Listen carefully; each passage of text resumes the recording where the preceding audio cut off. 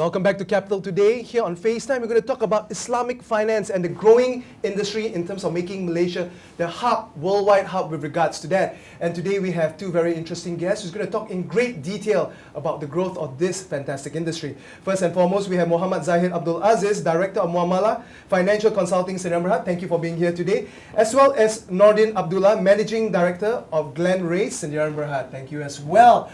Now, before we get into the specific details with regards to Islamic finance and the growth of this industry, our viewers would normally love to hear a bit about your personal background and your individual story with regards to yourself. So, Encik Zahid, can you start off with regards to whether you've been in the financial industry all this long and your journey before becoming a director with Muamalah Financial Consultants? Yes, thank you very much. I've been in Islamic finance almost 22 years now, starting with Bank Islam Malaysia Berhad in 1990, and where I headed the Sukuk origination team.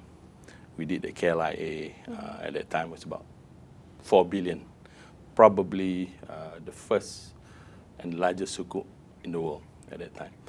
And in the year 2000, I left the bank to form Muamalah Financial Consulting Sdn Bhd, which is licensed by the Malaysian Securities Commission as Syariah advisor for Sukuk. And we are also a consultancy company in Islamic capital market. And we do a lot of training. So basically, all in all, I'm a finance guy and Islamic finance area. Yeah, true and true. Huh? Yeah, I think it runs in the blood as well. Inshallah. Nordin, what about yourself? Myself is more, actually Glen Ray is a company, we do a lot of conference organizing, as well as consulting and communication work. Our major event that we organize is the Malaysia Global Business Forum.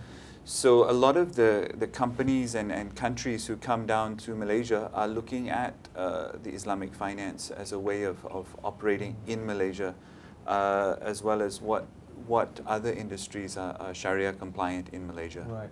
Prior to Glen Ray, were you always in the conference organizing and consultancy branding side? Yes. Well, I studied in Malaysia. I studied at UIA, and then I was in the media for a while with a few large Australian Consolidated Press and Newsweek. And then, yes, we moved into conference organizing and this kind of thing. So we organized a lot of things on halal industry. Right. So that was how we got involved with the Sharia compliant industry. You know, I like to involve not just Islamic banking, but also the halal food and all these other things that go with the entire Islamic economy. Right. Well said. Okay, cool. Encik Zahid, maybe you could actually explain a little bit more the difference between Islamic finance and also normal finance. Okay. Basically, Islamic finance divided into two broad categories, which I think everybody should understand. One is the debt side, Islamic debt financing, and the other is the Islamic equity financing. Islamic debt financing is where the bank helps you to buy your house, to buy your car, to buy your factory. Islamic equity financing is where the bank supposedly should be investing in your company and sharing the profit and losses. Partnership, right? Partnership. That's right. However, throughout the world, not just Malaysia, throughout the world, there is an overdevelopment of the debt side. So when you talk about Islamic banking, almost 99.9% is Islamic debt financing. The equity part has been ignored, and this is the point of contention today. If you ask me for the question, I will elaborate. That's the problem with Islamic finance today. People see Islamic finance as Islamic debt finance, and they say that they cannot see any difference compared to conventional. Whereas if people understand, if the bankers practice the real Islamic finance and practicing equity finance, then people will see the difference. I will explain why a bit later. Right. Yeah. So as we all know that, for example, interest is forbidden, riba, is that right? Yes. That's right, and that's the reason why it's more in terms of where partnership and profit sharing comes into the picture. Absolutely. Well, I'm like Nordin, I'm becoming an academic. I was at UIA also. Nordin did my postgraduate there. I do not define riba based on the interest that is charged. I define riba based on the allocation of risk between two parties in a business transaction. Now, the textbook definition of riba is the interest above a loan, all right? But actually, I mean, most of us at UIA understand riba as the misallocation of risk within two parties in a business transaction. Because the key kaidah fiqh or Islamic legal maxim is aghnum bi aghurum, meaning that there is no reward without risk. That is the key principle in Islamic finance. Okay, so if you look at debt, if you look at the conventional loan, and you see there is a total allocation of risk, total imposition of risk on the customer, on the borrower, whereas the lender is totally free of risk, that's riba. Not fair, because it's not an even situation at the end of the day. It's not a business transaction. It's not a mu'amalat transaction. No, I think the concept is the person who can take the most risk should take the most risk. Yeah. So the guy with all the money, the bigger shoulders, he's the guy who should be... Which is usually the lender. Which is usually the guy with the money. Yeah. That's right. So it's a very simple... That's where equitable, the idea of equitable transaction takes place. You know, so the risk is shifted to the one who can take it the most. Right. Now, it was very interesting you mentioned that, for example, when you were Bank Islam in 1990, that was one of the first sukuks. Yes, yes. 20 over years has passed already, but sometimes we still had that misconception with regards to Islamic financing. So from your perspective, from a branding perspective, in terms of writing that misinformation, what are your thoughts with regards to this? Well, I think there's a lot of misconceptions about Islam in general. I mean, this, I think when you see overseas, Islamic banking is banking for terrorists. You know, this is like, perception. wow. Funding for terrorists. And you know, I don't think terrorists use Islamic banking, to be perfectly honest. There's more controls in Islamic banking, so they probably won't use it. So I think that's the first start of the misconception. The second is that Islamic banking is for Muslims only. Exactly. Yeah. This, I think, if you see in Malaysia, a lot of non-Muslims use Islamic banking. You know, I've seen many of my Chinese friends.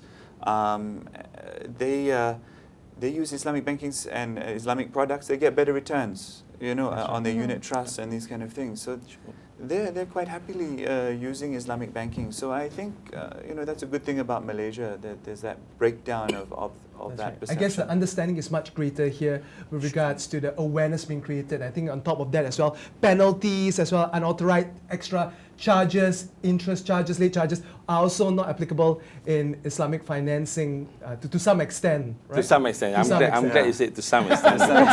They have allowed a little bit of ta'weed. They call it ta'weed. Right. Ta'weed, if you deliberately do not pay, then they can charge what is called ta'weed, which is meant to compensate rather than to punish.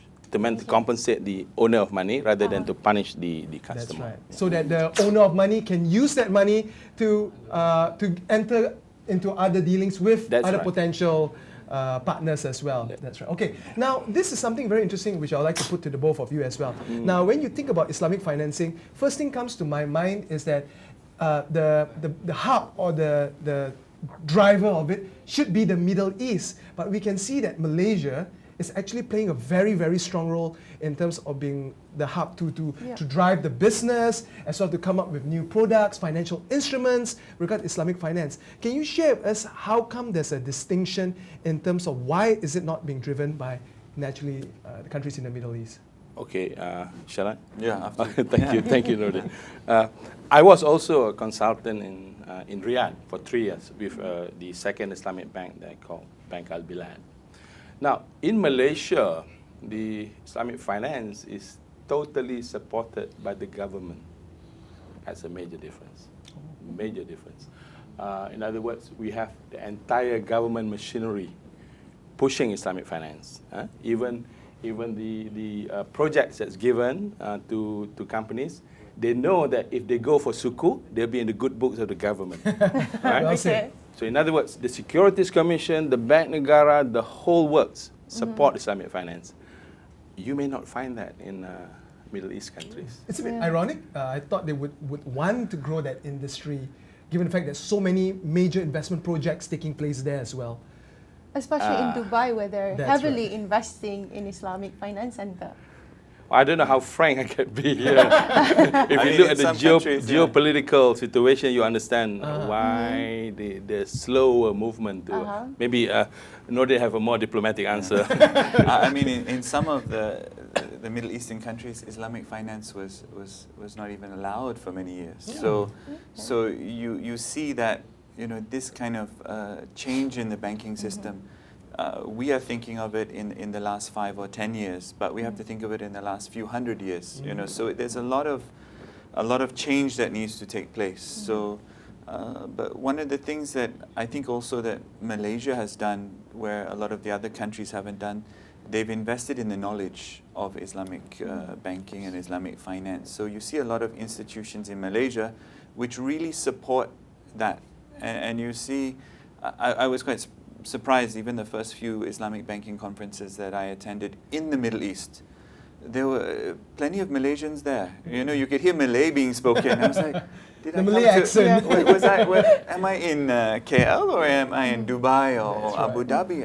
And then I thought, well, all these Malaysians have come from KL. And then, no, we're working here. You know, so Malaysia has been able to export a huge amount of talent overseas, especially in the Islamic banking sector. And now you see a lot of that, especially from people from the Middle East, coming to Malaysia to learn about Islamic banking. So there is a little bit of kudos to go to Malaysia for that effort.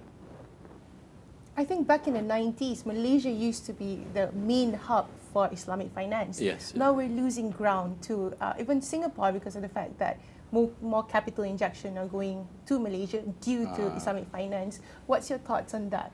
Well, I'm ambivalent on that, whether it's good or whether it's bad, because I remember in the late 90s, a whole bunch of us from Bank Islam went to Dubai and conducted Islamic banking courses for the Arabs, basically. And the people who attended our courses were actually the directors, founder directors of Abu Dhabi Islamic Bank, Dubai Islamic Bank, the new Dubai Islamic Bank. So to us, I don't know, from the point of view of the religion, I think it's good that banking is spreading, Islamic banking is spreading throughout the world. In terms of who is the leader, to me that's an entirely different question. Maybe because honestly, if I could introduce the subject, Nordin, because basically I think we cannot talk banking independent of the monetary system. Okay. Absolutely. I saw on your YouTube you had Sheikh Imran Hussein. It's one of your interviewers before. So I think you know where I'm heading to. Basically, if you do understand our monetary system today, only 10% of the money supply is paper currency and notes. 90% is what people call fractional reserve banking. In other words, the 1,000 ringgit that you place in a bank, in the current account, and you give it a checkbook. Now you believe that 1,000 stays there. It does not. It's lent and relent and The relent. multiplier effect. Multiply. At the end of the day, there are 25 people holding 25 checkbooks, That's right. believing they own a smaller portion of the original 1,000 that you have. Now, mathematically, it can be proven that the 1,000 ringgit originally you placed can become 25,000 of money, which is not backed by anything. And if that 1,000 is 1 billion, then we're talking about 25 billion money created by the banks out of thin air. Right. So the issue here, you're talking banking within a monetary system where the money supply can increase. So there are issues. Right. There I think you just described the US economy. to sum things up. All right, wait, just hold that thought for a moment because we need to take a quick commercial break right now. When we come back, we're going to talk more about the Islamic finance as well as the whole economy as a whole and how Malaysia will achieve its intention to be an Islamic finance powerhouse by 2020. So stay tuned on Capital Today.